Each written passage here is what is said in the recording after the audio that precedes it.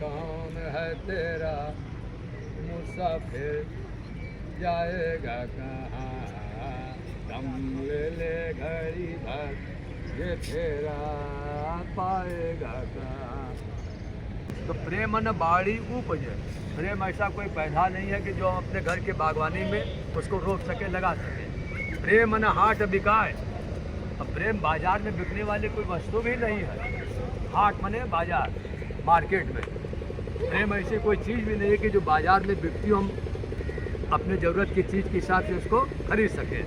राजा प्रजा यही रुच है। राजा प्रजा मीन्स समाज के जो सोसाइटी के हमारे एलिट ग्रुप के लोग हैं, ऊंचे वर्ग के लोग, छोटे छोटे बच्चे, इससे प्रेम नहीं हो सकता क्या? प्रेम मने सर्वव्यापक है ना, प्रभु से संबंधित।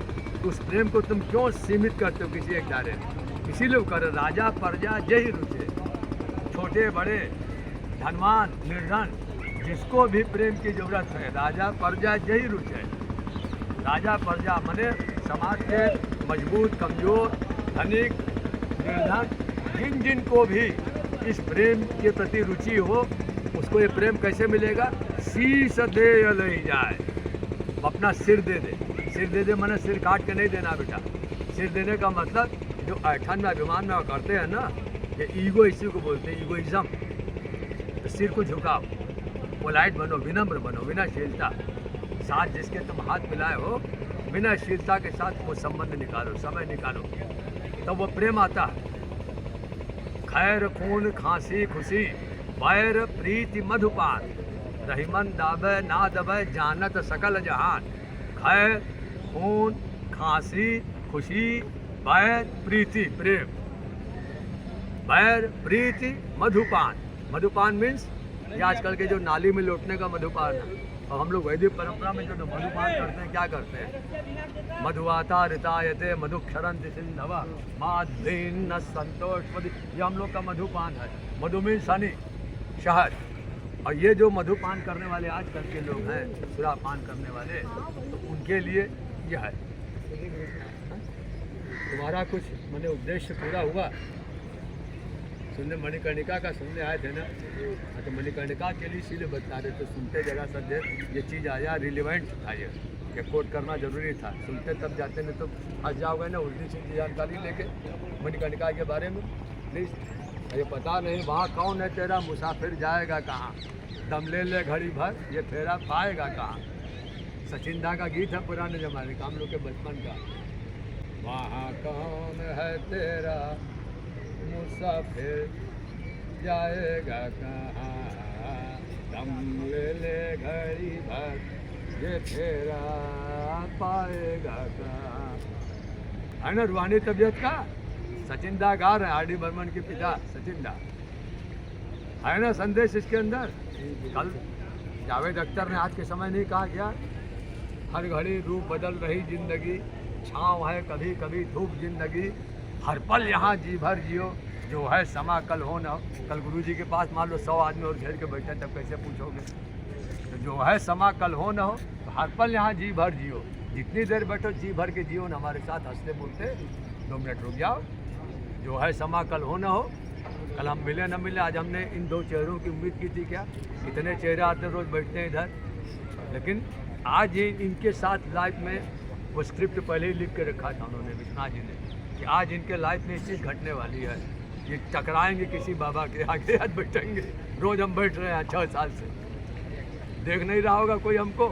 दुनिया देख रही थी, इन्होंने नहीं देखा है। देखते हुए भी आज इनका वो बुकिंग था उनकी ओर से, पहले से एडवांस बुकिंग उनके पास थी, आज उन्होंने इम्प्लीमेंट करा दिया। वो भी तो इतने देर से बैठ के अटेंड कर रहे हैं ना, विलिंगली और अनविलिंगली अपने करती है, उनका है साइड।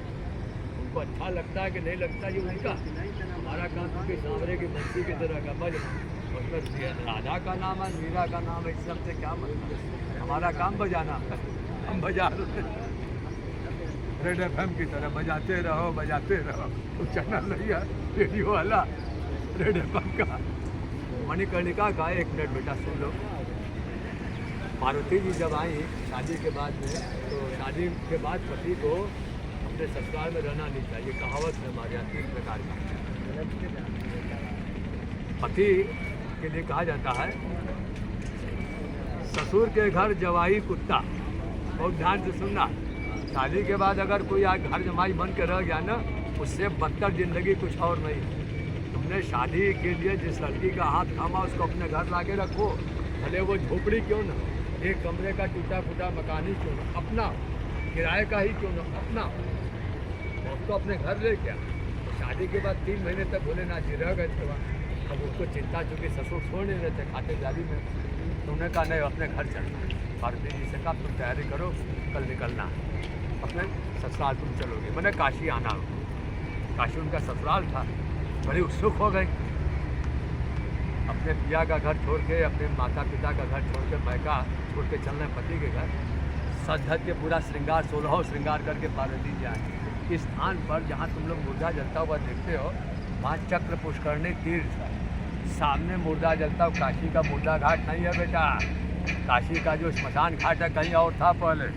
जब लेटर पीरियड में यहाँ मुर्दे जलने लगे, जो हमारा आउटर स्ट्रक्चर चेंज होता गया। मणिकर्णिका हुआ कैसे? पार्वती जी जब काशी में आए पति के साथ घूमने, खुश रहो बेटा, देखने कि हमारा घर कैसा बना हुआ। जैसे हम आजकल होता ना, हम लोग बिल्डर वगैरह को एडवांस दे देते हैं, फिर जब हमको इन्फॉर्म करता है कि आइए एक बार मुआयना कर लीजिए, तो घर में लेडीज़ पहले वो ज़्यादा इन चीज़ों को लेके ईगर होती है। देखिए कहाँ सब कैसे क्या बनना, पूरा डायरेक्शन उन्हीं का होता है ना। यहाँ किचन, यहाँ बाथरूम, यहाँ डाइनिंग, ये सब होना चाहिए। तो देखने के लिए आई थी पार्वती जी। मणिकर्णिका का मतलब क्या होता है बेटा? ईयर रिंग, झुमका, कान में झुमका होता है, उसको संस्कृत में बोलते हैं कर्णिका, इंग्लिश में बोलते हैं ईयर रिंग। ईयर मने कान, रिंग मने अंगूठी। तो लंबा झाला लटका हुआ था। रिंग मने अंगूठी होता है ना, झाला, वो कान के नीचे लंबा सा ऐसे लटकता रहता है ना, वो तुम लोग के श्रृंगार की चीज़ है, तुम लोग समझते हो इस चीज़ को। तो वो झाला मणिकर्णिका कान से लटकता रहा ना, ये ऊपर मणि जड़ी हुई थी। तो पार्वती जी जब चक्र पुष्करणी तीर्थ